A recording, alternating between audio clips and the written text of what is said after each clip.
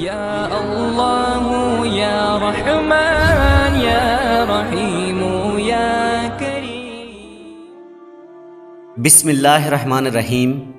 دوستوں، آج کے اس ویڈیو میں ہم بات کرنے والے ہیں، آج کا ہمارا واقعہ ایک کفن چور کا عجیب قصہ ہے، ایک دل دہلا دینے والا واقعہ ہے۔ جب ایک کفن چور نے قاضی کا کفن چرا لیا تو پھر کیا ہوا، یہ جان کر آپ بھی حیران اور پریشان ہو جاؤ گے۔ تو پیارے دوستوں، آپ لوگوں سے گزارش ہے ویڈیو کو آخر تک ضرور دیکھیں اور اس واقعہ کو آپ ضرور سنیں۔ تو چلیے دوستوں شروع کرتے ہیں۔ ابو ابراہیم رحمۃ اللہ علیہ فرماتے ہیں، ایک بار ایک اندھا فقیر تھا، مگر حیرت کی بات یہ تھی کہ وہ ہر وقت اپنی آنکھیں چھپا کر رکھتا تھا اور بھیک مانگتا تھا۔ بھکاری تو کئی ہوتے ہیں، لیکن اس بھکاری کے سوال کرنے کا انداز کچھ الگ ہی تھا۔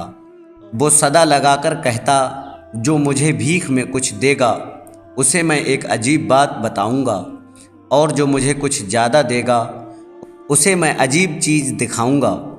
اس فقیر کا اس طرح صدا لگا کر بھیک مانگنا کافی مقبول ہوتا جا رہا تھا، لیکن ابھی تک میرا اس سے سامنا نہیں ہوا تھا۔ ایک دن میں بازار سے گزر رہا تھا کہ اتنے میں نے ایک صدا سنی، کہنے والا کہہ رہا تھا، میں ایک اندھا فقیر ہوں، جو مجھے کچھ دے گا اسے میں عجیب بات بتاؤں گا، اور جو مجھے کچھ زیادہ دے گا اسے میں عجیب چیز دکھاؤں گا۔ یہ سن کر میں آواز کی طرف چل دیا۔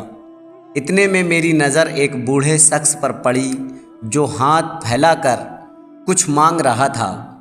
ایک راہگیر رکا اور اس بھکاری کے ہاتھ میں کچھ سکے رکھ دیے جو اس کے حساب سے زیادہ تھے۔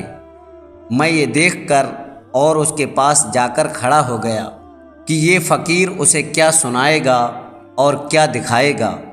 سکے ہاتھ میں لے کر اس فقیر نے کہا، میں تمہیں ایک عجیب چیز دکھاتا ہوں۔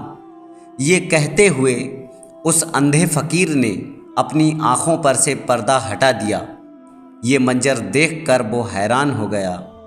اس کی آنکھیں بالکل نہیں تھیں، بلکہ آنکھوں کی جگہ سوراخ تھے جس میں سے آر پار صاف دکھائی دے رہا تھا۔ پھر اس فقیر نے کہا، میں تمہیں عجیب بات بتاتا ہوں، یہ میری آنکھوں کی داستان ہے۔ میں ایک تندرست نوجوان ہوا کرتا تھا، لیکن میری بدبختی یہ تھی کہ میں ایک کفن چور تھا، اور کفن چور بھی اتنا نامی گرامی تھا۔ میرے بارے میں میرے شہر کے سبھی لوگ جانتے تھے کہ میں مردے کے دفن ہوتے ہی پہلی رات میں کفن چرا لیتا ہوں۔ لوگ اس وجہ سے مجھ سے خوف کھاتے اور مجھے بحثت کی نظر سے دیکھتے تھے، لیکن مجھے اس رعب اور دبدبے پر بہت ناز تھا کہ لوگ مجھ سے خوف کھاتے ہیں، اور جب میں چلتا تھا تو تکبر کے ساتھ چلتا۔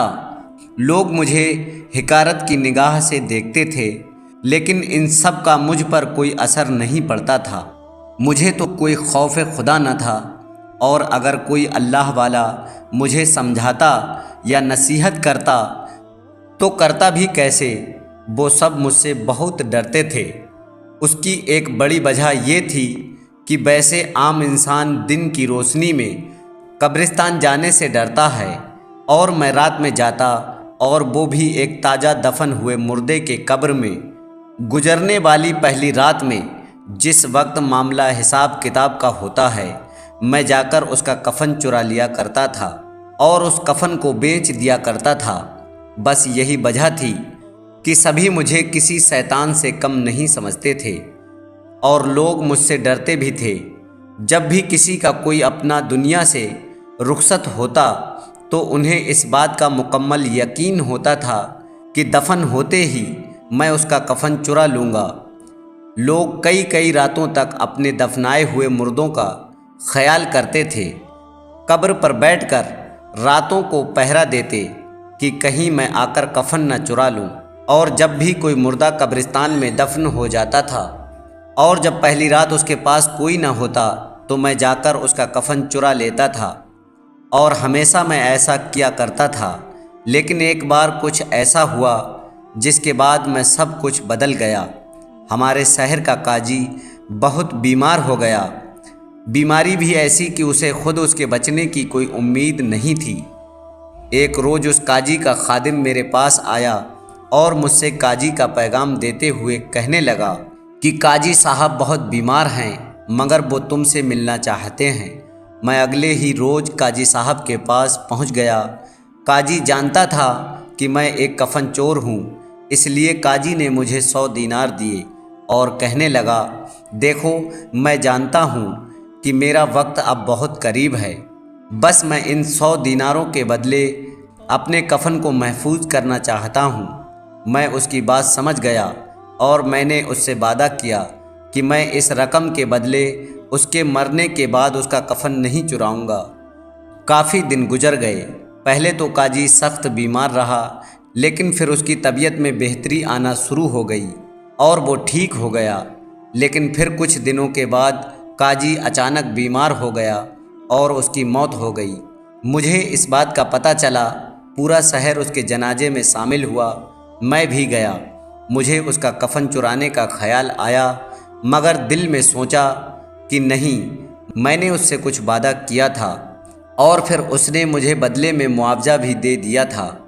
लेकिन फिर दिमाग पर शैतान सवार हो गया और मैंने सोचा कि ये तो उस वक्त की बात है जब वो पहले बीमार हुआ था और उस बार तो वो ठीक हो गया था। अब वो दोबारा बीमार हुआ था और इसकी कीमत तो मुझे नहीं दी गई। बस मैंने उसका भी कफन चुराने का इरादा कर लिया। मैं रात होने का इंतज़ार करने लगा। रात का तीसरा पहर था। मैं दबे कदमों के साथ कब्रिस्तान पहुंचा और काजी की कब्र को हटाना शुरू कर दिया।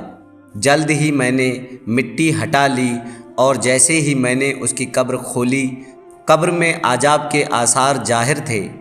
मैंने ऐसा इससे पहले कभी नहीं देखा था और वो काजी अपनी कब्र में बैठा हुआ था और उसके बाल बिखरे हुए थे और उसकी आंखें आग के अंगारों की तरह सुर्ख हो रही थीं। अभी मैं ये मंजर देख ही रहा था कि अचानक मुझे अपने घुटनों में दर्द की शिद्दत हुई और मैं तुरंत मेरी आंखों में उंगलियों जैसी कोई चीज़ तेज़ी से जाती हुई महसूस हुई, यहाँ तक कि वो मेरी आंखों के आर पार हो गई और मैं उसी वक्त अंधा हो गया। कोई कहने वाला मुझसे कह रहा था, ऐ खुदा के दुश्मन, अल्लाह के राजों पर से क्यों पर्दा उठाना चाहता है? बस ये मेरी सरकशी का इबरतनाक अंजाम था कि मैं अंधा हो गया। अब ये सदा मैं इसीलिए लगाता हूँ ताकि जो कोई मुझे भीख दे, मैं उसे अपनी दास्तान सुनाकर उसे सबक दे सकूं। क्योंकि शैतान किस वक्त किस पर गालिब आ जाए, शैतान किस को गुमराह कर दे, ये कोई नहीं जानता। बस अल्लाह ने मुझे मेरे ही जैसे के लिए इबरत का निशान बनाकर रहती दुनिया तक के लिए मिसाल बना दिया। तो मेरे प्यारे दोस्तों, इस वाक़ये से ये सबक मिलता है कि अल्लाह के राजों को राज रहने दीजिए। जिन कामों से अल्लाह तबारक व तआला ने हमको मना किया है, उन कामों से खुद को बचा कर रखें। अल्लाह की बनाई हुई इस कायनात में हज़ारों किस्म के राज हैं जो सिर्फ़ अल्लाह जानता है। जब इंसान अल्लाह के बनाए हुए कानून के ख़िलाफ़ जाता है, इंसान हमेशा नुकसान उठाता है। तो दोस्तों, अल्लाह तबारक व तआला से दुआ है कि अल्लाह हमसे वो काम ले जो अल्लाह और अल्लाह के रसूल को पसंद हों। हमें उन कामों से बचाए जो अल्लाह और अल्लाह के रसूल को नापसंद हैं। तो प्यारे दोस्तों, उम्मीद है हमारा ये वीडियो आप लोगों को पसंद आया होगा। कल फिर मिलते हैं एक और नए वीडियो के साथ। दुआओं की गुजारिश। अल्लाह हाफिज़।